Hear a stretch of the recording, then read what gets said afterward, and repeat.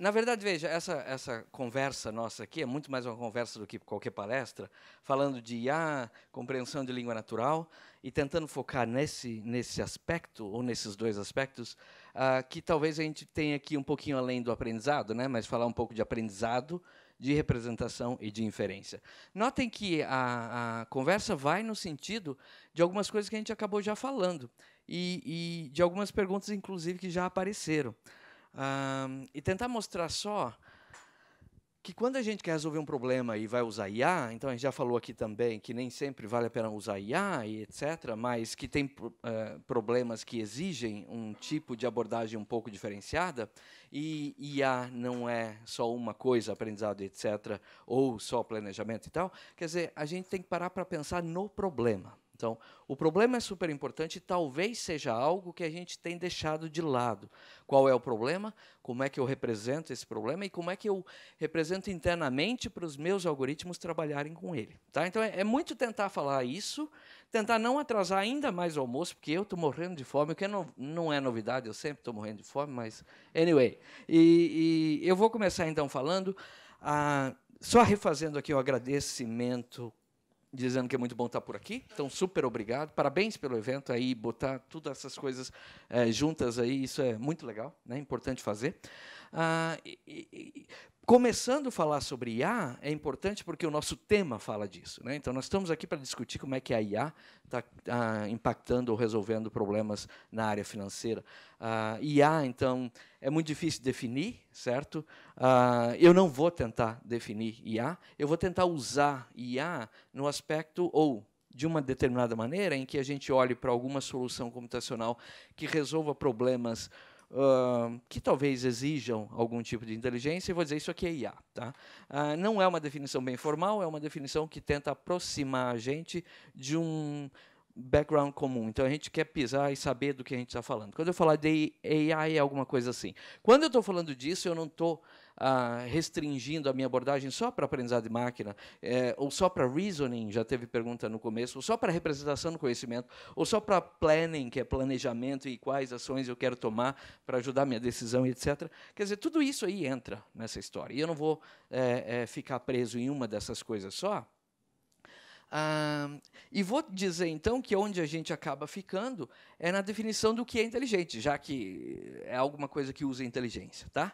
Vamos ser bem generalista dessa maneira, considerar que há alguma inteligência por trás das coisas que nós temos feito, e eu vou dizer que o que a gente quer, então, discutir é esse tipo de inteligência presente no mundo hoje, ou nas soluções que são desenvolvidas para o mercado financeiro e tal, estão resolvendo vários problemas. Vários desses problemas, inclusive, de uma maneira exageradamente boa, né? Não só na área financeira, mas no mundo em geral, várias subtarefas ou tarefas específicas em que a gente consegue desempenho melhor do que o do ser humano, o que é ótimo, né? Super-humano, o desempenho super-humano. Mas existem outras tarefas que são bastante difíceis e que a gente ainda não resolveu. Então, a gente está aqui para tentar falar sobre como é que isso está mudando o mundo dos negócios e das finanças e tal. Eu vou me privar de falar daquilo que foi resolvido, daquilo que está funcionando muito bem, e vou tentar trazer uma lacuna, certo? Que é algo que, se resolvido, podia ter um impacto bastante grande em várias das coisas que a gente ainda não tem feito com inteligência artificial. E eu vou trazer um caso de estudo aqui focado na ideia da compreensão da língua natural. Se vocês perceberem, várias das nossas discussões que tivemos aqui pela manhã, ou no início da manhã, elas iam para essa história. Olha, no mercado financeiro nós temos várias coisas que os algoritmos já fazem, etc., mas quando entra na análise de documento, por exemplo, aí cai na mão do setor jurídico, legal, os advogados demora, a coisa não vai. Ou, quando eu estou querendo fechar uma transação, eu trabalho num mercado de ações, então, James comentou isso, estou na Bloomberg, como é que eu vendo, como é que eu compro?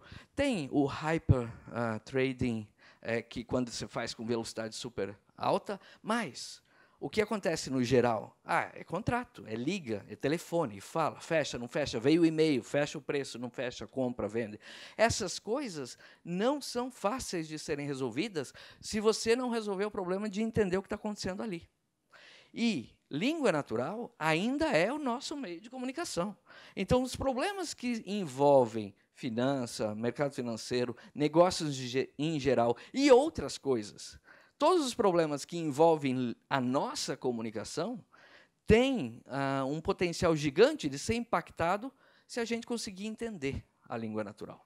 Tá? Então, é por isso que eu vou falar um pouquinho de entender a língua natural e vou falar só do que a gente tem buscado fazer, que não é fácil. Então, aqui entra num problema em que a gente precisa ter desempenho super-humano, então a gente precisa ter um desempenho melhor do que o ser humano faria, e o problema é que nem o ser humano, com toda a capacidade de aprendizado, interpretação e etc., trabalhando por vários e vários anos, tentando ficar melhor nisso, consegue resolver bem, né? Então, leitura ou compreensão de voz, ou seja, entender o que é dito em língua natural ou o que é escrito em língua natural, não é fácil. E se eu pegar um texto que não tem nada a ver com a minha área de expertise, não adianta eu saber identificar sujeito, verbo, objeto, ou predicado, ou o que seja, eu não vou entender o que aconteceu. Então, ler, ou aquilo que eu digo, processar a língua natural, pegar a sentença, pegar as partes dela, dizer o que é uma coisa ou o relacionamento entre elas, é uma coisa. E é super importante. E sem isso a gente não avança. Mas parar aí é muito pouco, né? Porque aí eu não trouxe ainda a semântica, aquilo que é o significado do que está acontecendo. E se eu for querer fechar um negócio para vender ou comprar no mercado de ação, ou for querer validar um contrato que precisa ser validado, eu tenho que entender, eu não tenho só que saber os componentes das sentenças que estão ali. Certo? Então, é um problema exageradamente grande e é um problema que, muitas vezes, a gente acaba deixando de lado ou acaba achando que a limitação está porque nossos algoritmos ainda não resolvem tudo. Tá? Então, tem muita coisa em que, se você tiver conjunto de dados suficientemente grande, com qualidade suficientemente grande, você joga para o seu mecanismo de aprendizado automático e a solução sai. Mas não necessariamente em todos os casos, e não necessariamente sempre que isso acontece, você está com a solução que é a que você deseja. Então, esse é um ponto importante para a gente parar para pensar. Aqui é só mais uma ideia de que é difícil isso, né? O ser humano, isso é dado... são dados dos Estados Unidos, uma pessoa saindo do high school, indo para a universidade, né, para o college, era esperado que, se tivesse uma proficiência de leitura da língua natural deles aqui, e normalmente a gente sai abaixo. Se você pegar uma linha dessa no Brasil, é abaixo do esperado também, etc. E no mundo inteiro isso vai acontecer. Mas, então, vamos pegar esse problema, que é bem diferente, na verdade, dependendo de como você está olhando, de alguns outros problemas de aprendizado de máquina, onde você recebe um conjunto de dados, e esse conjunto de dados é um banco de dados, que tem linhas e colunas, e é um cadastro de cliente, ou whatever, e aí você tem as variáveis que estão relacionadas a esse problema, e você sabe a resposta que você quer ter. Então, você tem lá, por exemplo, conjunto de dados, variáveis x e y, e você quer classificá-los, dependendo do posicionamento, se é azul ou vermelho e tal. Isso é um problema clássico de aprendizado de máquina, classificação, né? Uma das possíveis maneiras de resolver isso supervisionado é assim e tal. Mas, quando você entra no texto, você não tem isso. Você tem um texto. Então, quem são as variáveis do seu problema? Você tem que começar a pensar no problema. Então, aqui, quando vai se tentar resolver língua natural, compreensão de língua natural, é onde você começa a olhar e dizer assim, não dá para pegar o conjunto de dados que veio, que alguém me deu, e que foi gerado de alguma maneira, e jogar no meu deep learning e pegar a resposta no final. Porque, primeiro, que não está pronto. O meu conjunto de dados não é o conjunto das variáveis ou dos atributos que o meu modelo vai usar. O meu modelo não vai usar o texto. Né? Então, eu tenho que primeiro parar para pensar em como é que eu vou transformar isso aí. Não tenho esses números, as variáveis, essas coisas, isso aí não vem.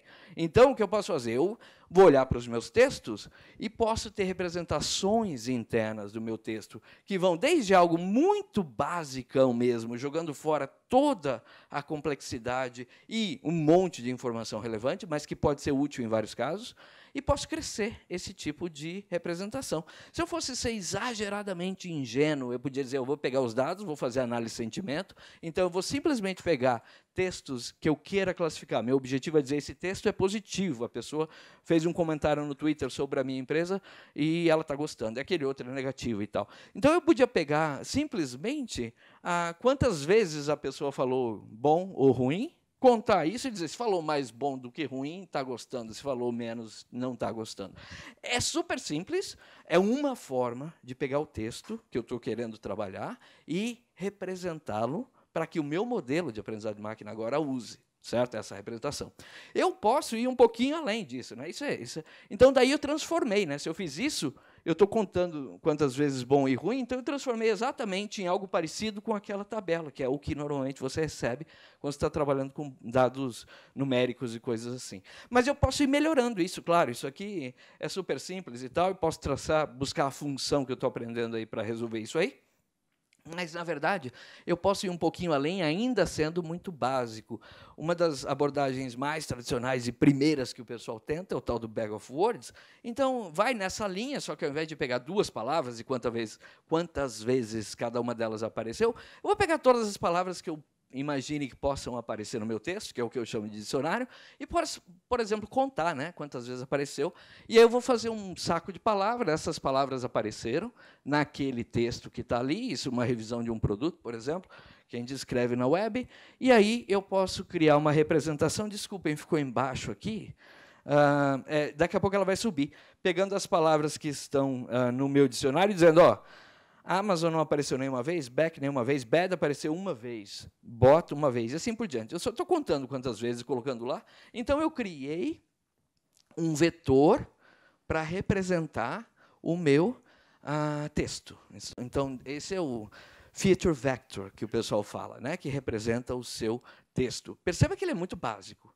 Mas, se eu tenho vetores, então, agora, eu tenho algo parecido com o que é esperado pelo meu modelo de aprendizado de máquina, porque ele pega a linha coluna, então essa é uma linha, cada posição no meu vetor é uma das colunas, é um valor para a variável daquela coluna. As variáveis aqui acabaram virando o quê? A palavra, então, a Amazon e etc., que está acontecendo lá. Então, dá para fazer isso, é um pouquinho melhor do que a gente tinha visto antes, e dá para fazer sentiment analysis, ou dá para, por exemplo, medir o quão parecidas são as avaliações que eu tive, né? Avaliações boas vão ser mais parecidas com avaliações boas, ou textos bons vão ser textos que dão uma boa avaliação vão ser parecidos com textos que dão uma boa avaliação e vão ser diferentes daqueles que são ruins. Então, por exemplo, se tivesse uma outra representação aqui, uma outra sentença, que o cara estava avaliando o produto, falou, a qualidade é ruim, estou bem triste que eu comprei isso, vou devolver. Percebam que, nos dois casos, a primeira revisão que está aí, o cara gostou, certo? Todo mundo concorda? O cara pagou barato, ele não estava esperando muito mesmo. Porque, o preço era baixo, mas pelo que eu paguei está muito bom, né? Foi o que o cara quis dizer. Mas ele está contente. O segundo não. O segundo falou, a qualidade é muito baixa, não gostei dessa porcaria, vou devolver, né? Então, são dois sentimentos opostos. Se eu puser os dois vetores que representam esse cara, eu vou ver que eles têm diferença, né? Então, tem diferenças na representação. Se eu fizer uma diferença deles, por exemplo, não vai ser zero, e quanto maior for essa diferença, ou eu posso usar várias métricas, muita gente usa aqui modelos de álgebra linear, ou métricas, na verdade, de álgebra linear, a similaridade por cosseno, por exemplo, é muito usada. Então. Mas se eu fizer, os que estão mais próximos, e vão tender a ser do mesmo tipo de sentimento. Agora, está ruim ainda, né? Porque, perceba, eu não estou entendendo nada do que está acontecendo lá. Eu estou entendendo o meu texto? Não faço ideia do que está acontecendo lá. Eu só estou olhando e representando, dizendo isso aqui é mais parecido com aquele, pronto. Se eu tenho exemplos de revisões positivas e negativas, eu treino e falo, se é mais parecido com positivo, beleza. Mas, suponha que agora veio essa terceira revisão aí, e o cara está gostando ou não? Essa é mais parecida com R1 ou com R2? Muito mais parecida com R2, certo? E se eu construir o vetor dessa aí? Ele é igualzinho a quem? R1. É o mesmo vetor, certo? Então, R1 e R3 têm o mesmo vetor de representação. Se eu conto isso e levo para o meu modelo, R1 e R2 são duas revisões para o meu modelo? Não, é a mesma. É a mesma revisão. Meu modelo não sabe que são duas diferentes, porque você entregou para ele a representação daquele texto, a representação do texto 1 é essa, a representação do texto 3 é essa. Ou seja, é a mesma. Para o seu modelo, é o mesmo texto. É a mesma coisa. Não tem diferença. E aí, eu posso colocar o melhor modelo de aprendizado de máquina do mundo, com as minhas milhares ou milhões de camadas ocultas, com neurônios de vários tipos diferentes, ele não vai resolver isso, porque eu disse para ele que é a mesma coisa. Quando que ele vai achar que a revisão 1 é diferente da outra? Ele não vai achar. Mas não é falta de o algoritmo do modelo ser bom.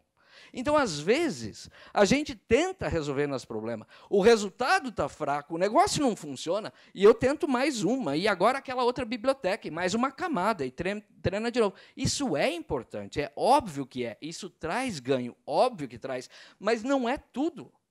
E o que a gente não tem feito é parado para olhar se o resultado não vai, não melhora, não é porque eu estou com uma representação errada, de repente.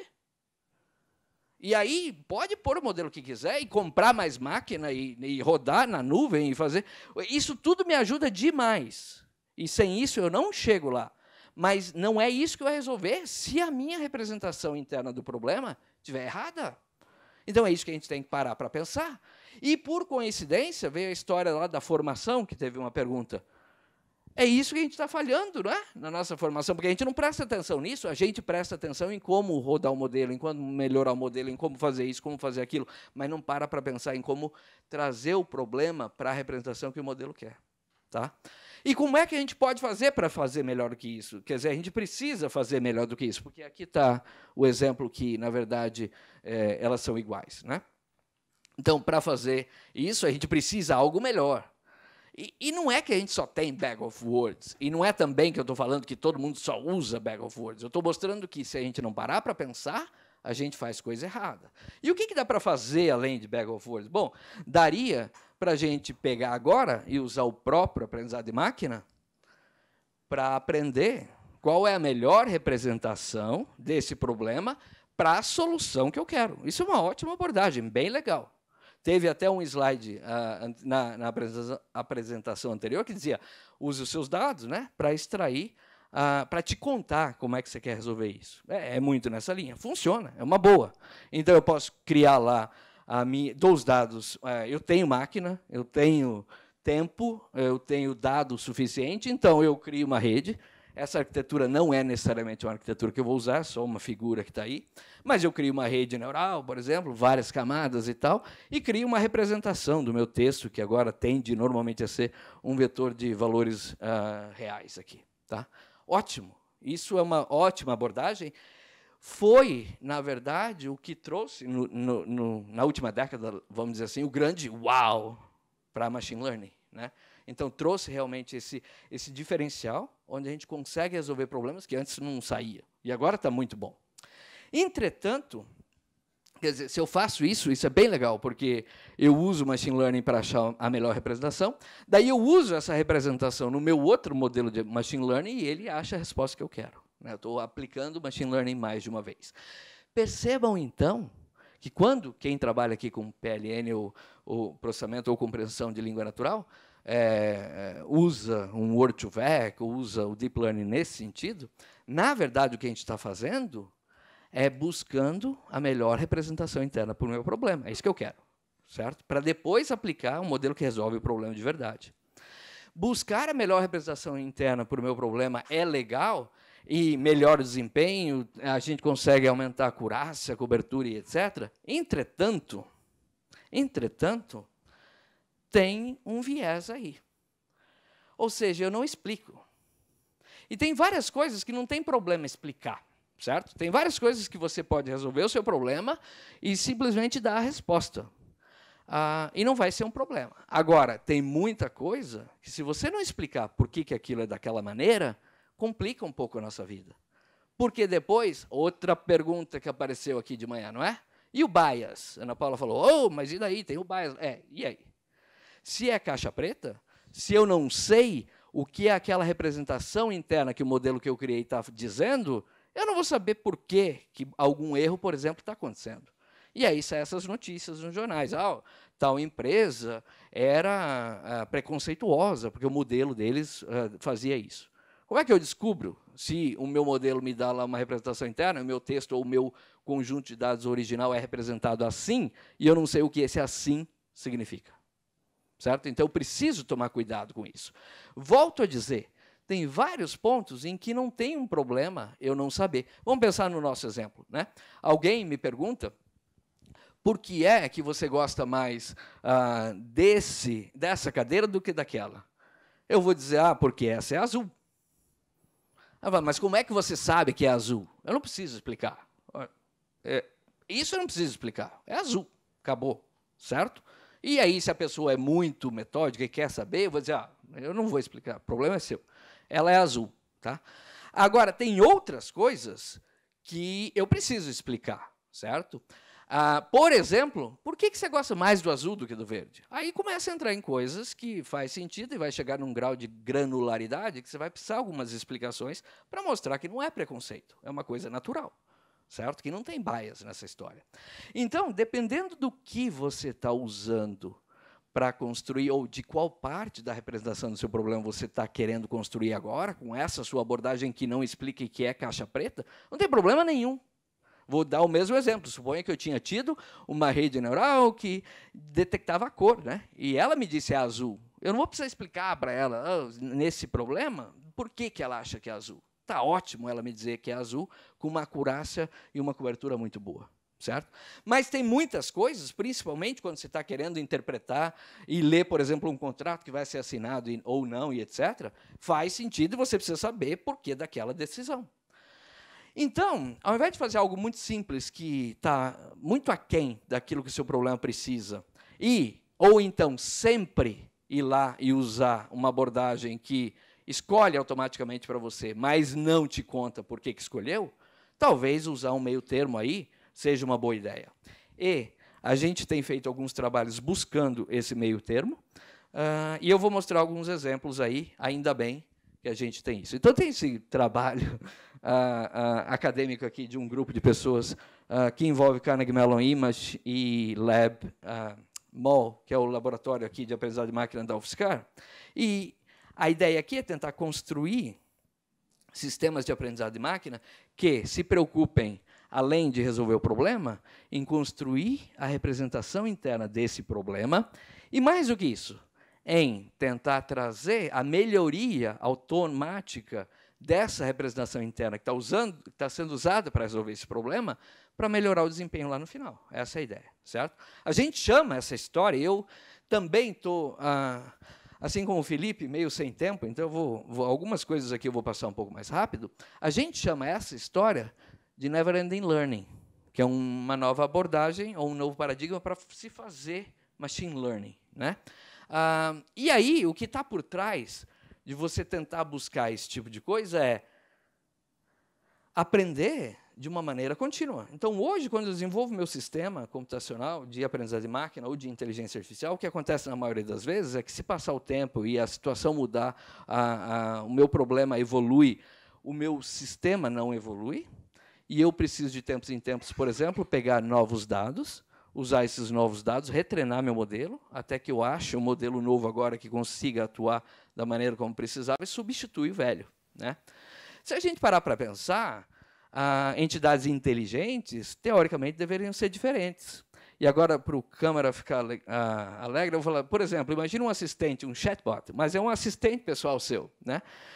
Se eu pensar num assistente pessoal meu, que é um ser humano, eu fico razoavelmente ok se, no primeiro dia de trabalho, o desempenho não for muito bom.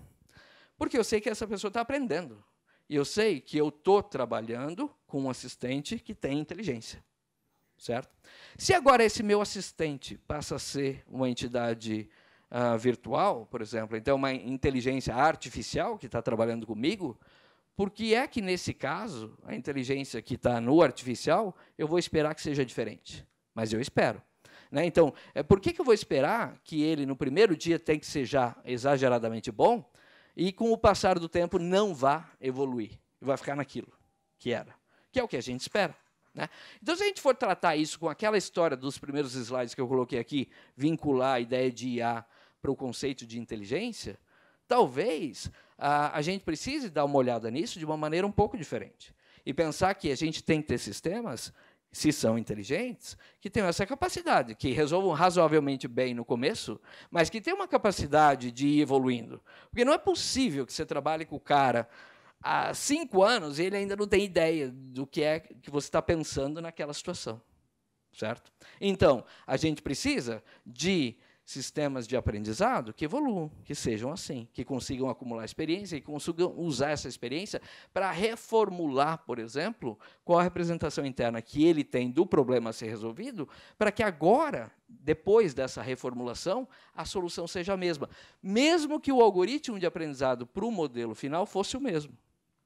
Agora, em alguns casos, você vai ter que mexer na representação interna e também no algoritmo. Certo? No algoritmo final, quer dizer, para a solução do problema, não só na representação.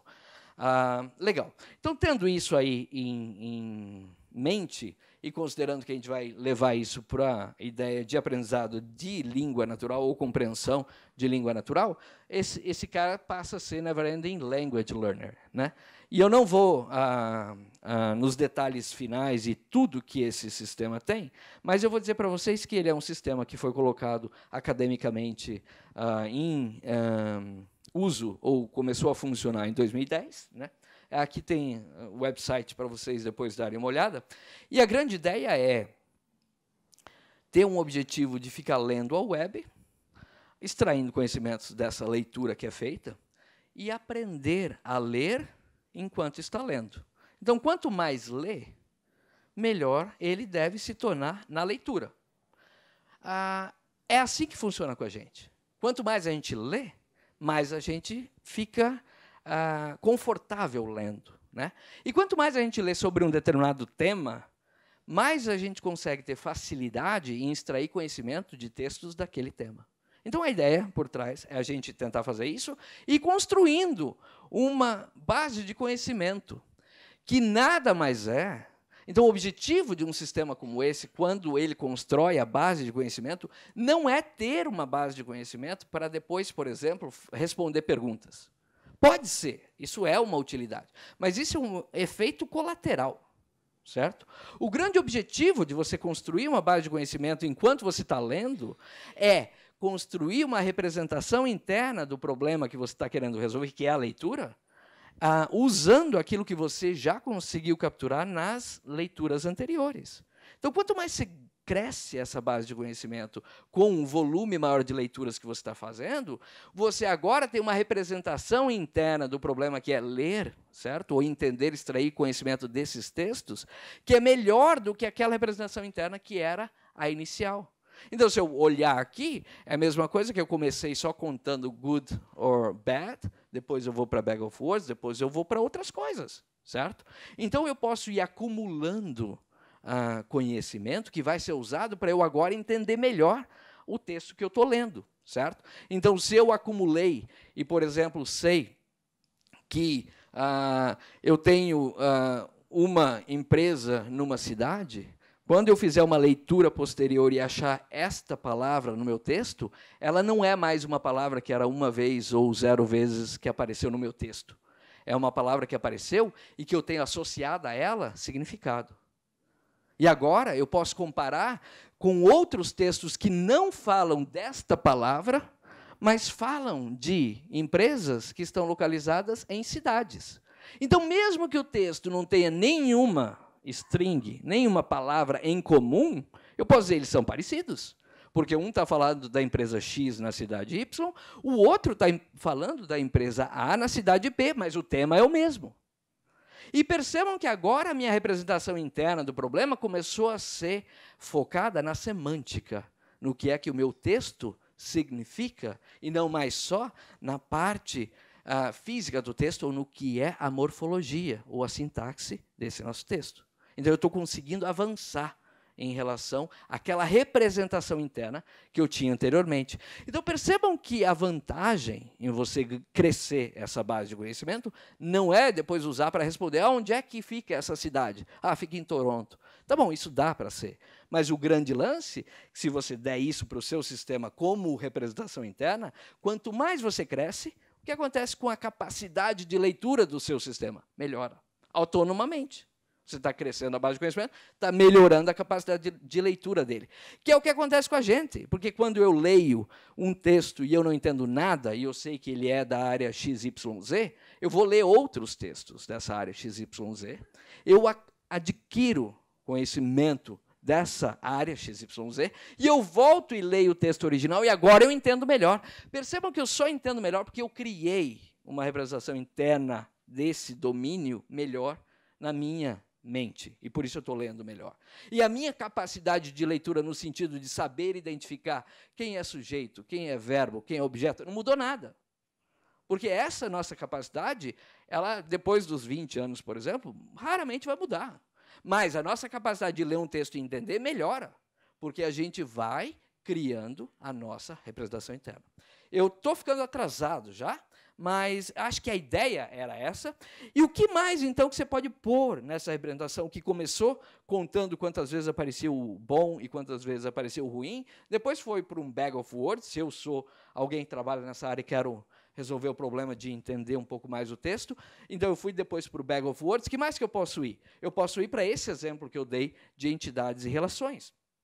Então, se eu conseguir identificar entidades no meu texto e souber que essa palavra está referenciando uma empresa, aquela outra palavra está referenciando uma cidade, e isso, em processamento de língua natural, que a gente fala resolução ou reconhecimento de entidades nomeadas, não é? Então, se eu fizer isso e representar o meu texto pelas entidades, além das palavras que apareceram lá, eu cresci em termos de representação interna. Então, eu posso fazer isso, eu posso classificar os sintagmas nominais aí, por categorias, né? Eu posso fazer isso de uma maneira cuidadosa, porque aqui vem um risco gigantesco de você querer fazer isso. Por mais que você, nesse caso, vai estar explicando, e quando eu perguntar por que é que esse texto é parecido com aquele, você vai dizer, porque os dois falam de empresas e de cidades. Então, eu estou te explicando. Certo? Agora, se eu detectei errado que aquilo era uma cidade e não era, ou que aquilo era uma empresa e não era, tá ruim, porque daí o cara fala, não, os dois não estão falando de empresa, esse aqui não é a empresa, não tem empresa nesse.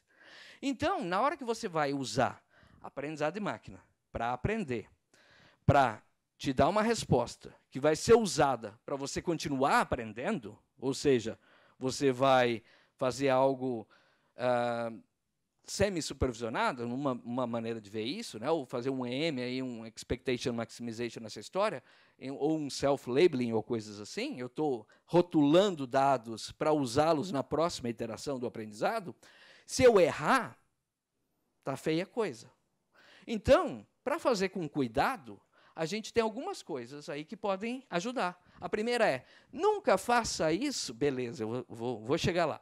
Nunca faça isso de uma única maneira. Use métodos complementares, façam aquilo que a gente, no aprendizado de máquina, chama de resolver isso através de uma multi-view learning, né? Quer dizer, olhe o seu problema de maneiras diferentes para resolver o seu problema, e quebre esse problema em tarefas diferentes que possam ser usadas para confrontar uma a outra. Então, por exemplo, no texto, se você está trabalhando, lendo a web, você pode tentar detectar se uma palavra, um sintagma nominal, por exemplo, ele é referente a um atleta, ou a uma pessoa, ou a um esporte, por exemplo.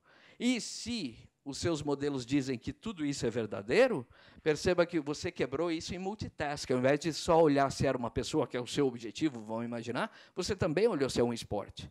E daí você está pegando essas diferentes tarefas e confrontando. Se o cara falou que é esporte e pessoas falam, não vou acreditar nisso, eu não tenho certeza. Então, não uso isso para criar minha representação interna, para não propagar alguma coisa que eu tenho dúvida lá na frente. É o que nós fazemos. Quando você está em dúvida, você olhou o negócio de um jeito, parece que é do outro, parece que é outra coisa, você fala, ih, está esquisito. certo? Você não usa aquilo como conhecimento seu para ser propagado. E a mesma coisa você faz por visões. Você vai tentar detectar se é um atleta, faz lá um bag of words, ou faz alguma coisa de morfologia, ou faz o contexto do HTML que estava na sua página para resolver isso. Faz várias coisas diferentes. Eu não tenho tempo de mostrar aqui, mas na ANEEL, no nosso sistema, tudo que a gente faz para construir a representação interna, a gente faz em multiview multitask. E a gente confronta. E só adiciona ao seu modelo interno de representação aquilo que você não tem dúvida ou que tem uma certeza razoavelmente grande, para prevenir erro, né? Senão eu propago erro nessa história. Dá para seguir nisso. Então, dá para criar só categoria, para dizer que os textos são parecidos porque tem essas categorias. Agora, dá para criar relações entre as categorias. E daí, se eu estou falando que tem dois textos que são parecidos, porque os dois falam de político e do tema X, vamos supor que o tema X seja imigração, né?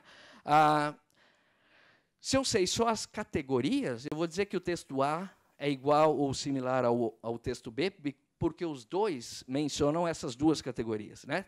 Políticos e imigração. Agora, se eu sei as relações entre eles, eu percebo que no texto A, a gente está falando de políticos que são contra a imigração. E no texto B, a gente está falando de políticos que são a favor da imigração.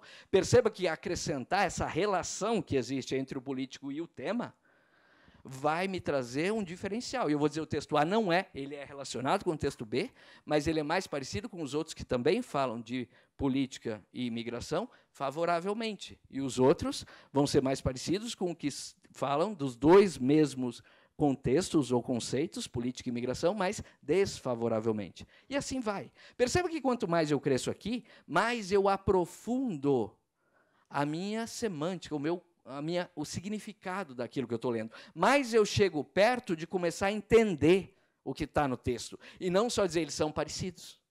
Certo? Dá para ir longe nessa história, nosso tempo está se acabando, então eu vou avançar agora com bastante velocidade. Então, essa história era as relações, e perceba que tudo que a gente vai fazendo, a gente está criando representação interna mais ampliada, né? Então, quando eu leio, tem um exemplo clássico da ANEEL, que é quando eu leio, por exemplo, que o Neymar, sei lá, o Neymar é o Tiger Woods do futebol, eu sei que ele é muito bom, né? Pelo menos até 2009, isso foi aprendido lá em 2009, Tiger Woods não tinha feito as besteiras que fez até hoje. Anyway, mas perceba que eu criei uma representação semântica para dizer que alguém é muito bom, que não tem nenhuma palavra falando de ser bom ou de ser ruim, nada disso. Mas eu entendi. Eu entendi porque eu tenho a representação interna de que o Tiger Woods é um cara muito bom no esporte que ele pratica, então, se eu tenho um outro atleta praticando outro esporte, e eu estou comparando os dois, eles devem ser muito bons. Percebam que eu estou criando essa capacidade agora de representar os problemas. Eu posso ir pelos contextos que ligam as entidades, eu posso ir pela morfologia, então, se eu leio uma palavra e a última palavra daquele sintágma nominal é university, então Carnegie Mellon University, eu tenho uma tendência de acreditar isso aqui é uma universidade. E eu vou podendo juntar tudo isso, e quanto mais coisas dessas eu vou juntando, eu vou tendo mais certeza daquilo que eu estou fazendo, certo? Então, essa é a nossa ideia de ir crescendo. Só que dá para fazer mais, né? Porque eu posso criar e definir essas coisas inicialmente para eles, alguns conjuntos de categorias, relações, tal. Vá lá e aprenda, insira isso na sua representação interna. Agora, por que não fazer igual o Deep Learning faz, de criar novas possibilidades? Então, aplique de novo o aprendizado de máquina em cima dessa história, ou ainda, aplique, antes de aplicar o Deep Learning, eu errei aqui, a nossa sequência por que você não pega agora essa representação interna que você já criou e você não usa outras coisas da inteligência artificial além do aprendizado? Por que você não aplica inferência em cima da representação interna que você criou? E perceba que se você resolveu o seu problema de processamento de língua natural sem criar uma representação interna sua, você não tem como fazer inferência. Você não tem como tirar conclusões de coisas que são parecidas, porque as suas conclusões vão ser, porque a posição número 28 do meu vetor é igual nesses dois. Isso aí não resolve. Agora, se eu disser que as categorias, as relações são parecidas e tal, eu posso chegar no momento e dizer assim, ninguém nunca falou para mim que o Neymar joga futebol, mas eu percebi e li que ele ganhou um campeonato da UEFA, sei lá. E eu sei que a UEFA é um campeonato de futebol. Então, eu, por analogia, que é o que nós fazemos, Eu entendo. E é só nesse ponto, se eu tiver essa capacidade de inferência e tiver construído minha base de conhecimento como representação interna do meu problema e do domínio que eu estou lendo, é que eu vou conseguir ler nas entrelinhas. Porque esperar que você vai encontrar todo o conhecimento que você precisa no texto que você leu e só nele, não acontece. Muitas coisas estão implícitas e a pessoa não escreve. Então, se eu tenho um modelo de aprendizagem de máquina para aprender, ou um modelo de processamento de língua natural, ou compreensão de língua natural, que se foca no conjunto de dados que você deu para ele ler e vai extrair todo o conhecimento só com aquilo, sem saber mais nada, ele vai ser fraco e não vai trazer tudo que está lá. Porque ninguém escreve tudo, todo mundo assume que tem um conhecimento de base, que tem analogia, que tem conclusões que você vai tirar de lá. E não estão escritas no texto. Então, você precisa desse tipo de coisa. E a inferência vai te trazer isso, ou seja, a inferência vai te permitir que o sistema aprenda ou extraia conhecimento que não está escrito naquele texto literalmente. Mas você pode, certo? Se você for fazer assim. Agora, e aí você pode ir crescendo, por exemplo, achando regras que dizem se o cara pratica esse esporte, como eu acabei de falar do Neymar, coisas assim, e você vai crescendo, olha aqui, ó, você vai crescendo. A arquitetura que eu estou crescendo, na verdade, é a profundidade da representação interna do meu problema que eu estou crescendo. Certo? E eu posso seguir nisso, e etc. E agora eu vou avançar, sem explicar todas, porque ia demorar muito, e nós estamos sem tempo, e vou só dizer que a gente vai crescendo isso com coisas que inicialmente você pode fornecer, mas você pode pedir para a sua abordagem aprender novas também. Só que vamos tentar aprender novas que tragam algum significado, e não necessariamente só aprender novas que sejam caixa preta, né? Então, a Ana Paula me ajudou demais numa etapa dessa história aqui de aprender, e quando eu quero estender, ou seja, criar novas relações que não estavam lá, ou criar novas categorias que não estavam lá, porque eu aprendi lendo essas coisas. Mas vamos tentar fazer de uma determinada maneira que cada relação nova que você crie, que é mais uma camada na representação interna que você está fazendo. Se você for fazer uma analogia bem distante, mas uma analogia com Deep Learning, é como se você pusesse mais uma ali para te ajudar a chegar onde você queria. Você pode, por exemplo, essas são relações criadas pela ANEL, pelo sistema, e nomeadas por ela automaticamente, né? Então, a minha esposa Simone adora essa aqui, clothing goes with clothing. E daí elas conversam lá, porque calça não fica bom com jaqueta, sei lá, essas coisas, né? Eu, para ser bem sincero, adoro essa aqui. Principalmente agora, antes do almoço, meu Deus, com essa fome, que tem umas bebidas que vão super bem com algum tipo de comida, né? E vão mesmo, eu tenho certeza disso. Anyway, então você pode começar a criar essas coisas e criar novas capacidades, ampliando, ou seja, você está usando machine learning para criar sua representação interna, mas você está se preocupando com o que aquilo representa. Certo? Depois vou continuar, né? Como eu disse para vocês, na ANEL a gente faz coisas não só de uma maneira. Então, tinha lá inferência de uma maneira, tem inferência sobre grafos também, tem várias coisas que a gente vai fazer, e eu não vou passar agora isso.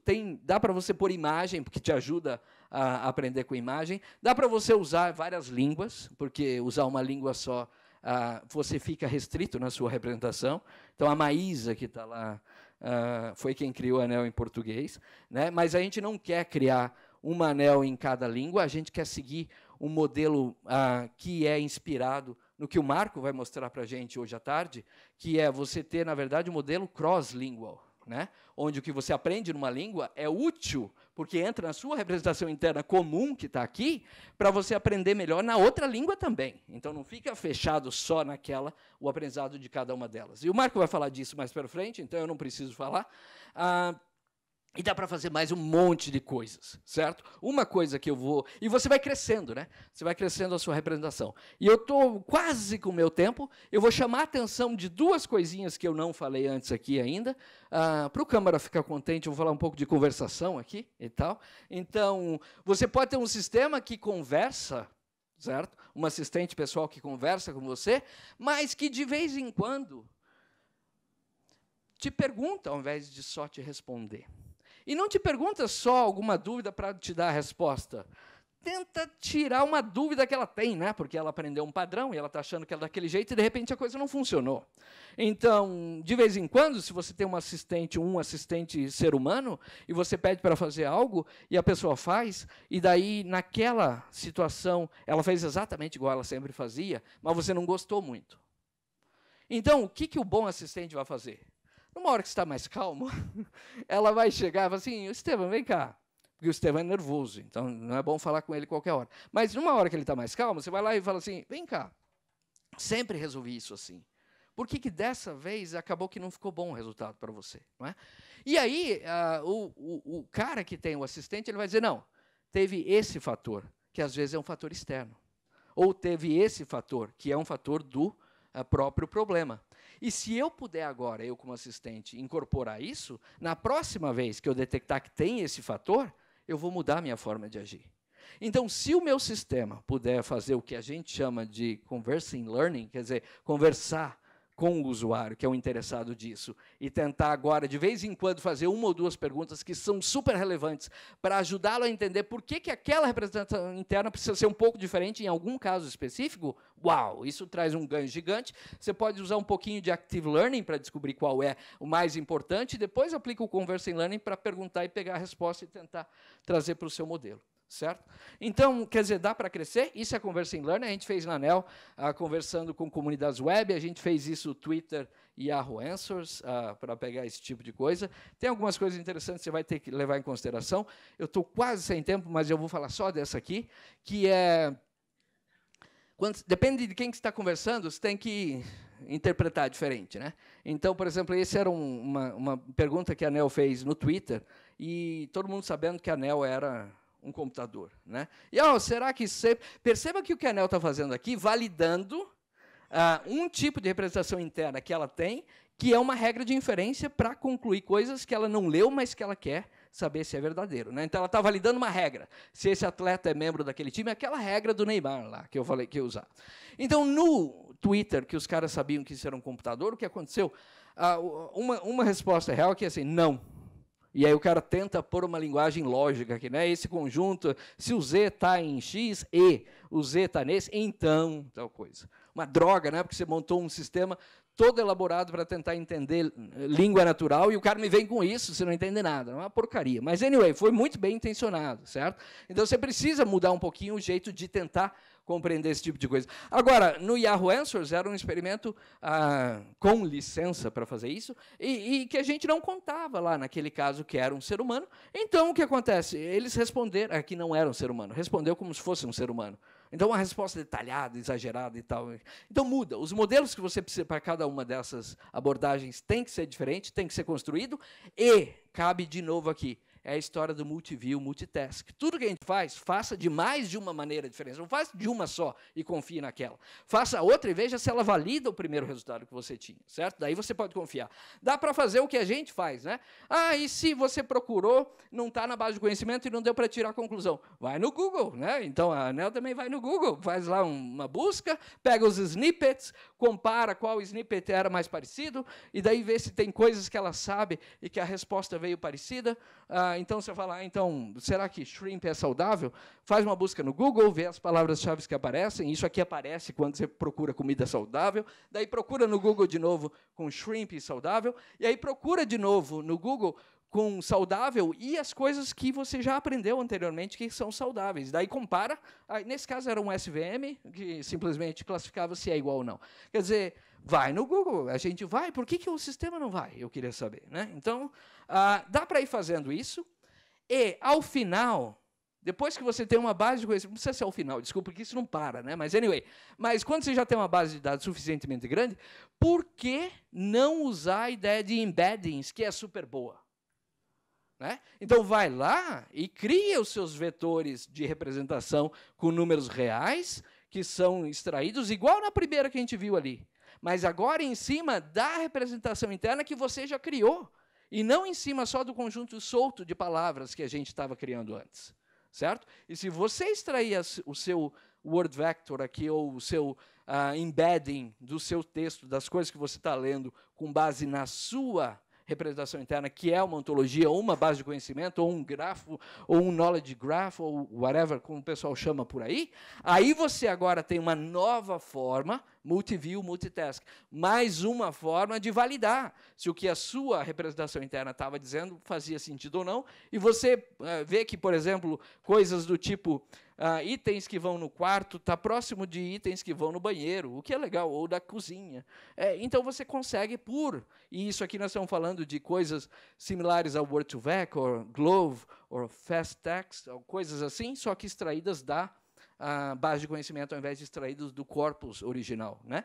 Então, dá para... E esse ponto aqui é o ponto em que eu preciso, para terminar, dizer que não há nenhum problema, e sem as abordagens de Deep Learning, a gente não estaria onde a gente está agora.